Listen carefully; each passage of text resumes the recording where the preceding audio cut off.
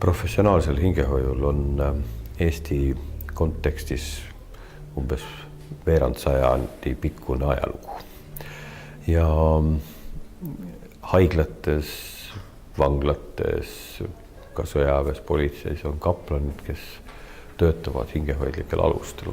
Aga et siin Usuteaduste Instituudis õpime me siis ka rohkem just, et kuidas teha sellist nii-öelda spetsiaalselt hingehoiu tööd erinevates kirikust väljaspool olevates organisatsioonides, aga miks mitte ka kirikus. Need on oskused, mis siis tänapäevase teadmise alusel võimaldavad inimesel teist inimest toetada.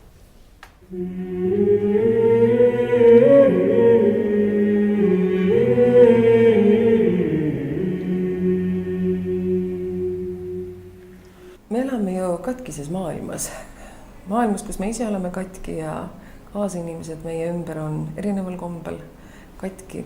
Ja ma arvan, et nii diakoonia kui ka hingehoid kõnelevad sellest, mida Jumal tahab, et siin maailmas me teeksime ja enamgi veel, mida ta ise meie keskel teeb.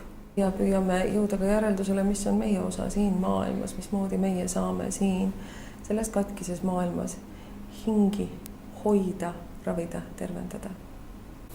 Diakoonia lähtub minu jaoks sellest, mida Jumal teeb meiega ja sellest tulenevalt, mida meie kristlastena kirikuna saame siin maailmas teha, mida Jumal meilt ootab ja milline vägi meil on antud siin tegutseda ja millised võimalused on.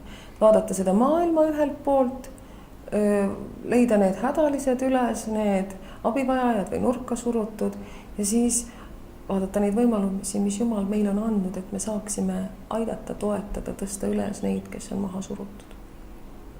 Aga tänasel päeval jah, tõepoolest on praktiseerimise võimalused haiglas, on olemas kaplanaadid, sõjaväes, politseis, vanglas, kus siis võib seda rakendada, aga loomulikult hooldusasutused tihtipeale hea meelega võtavad endale ka selliseid inimesi tööle, kes saavad hingehoidlikult need hoolealuseid toetada.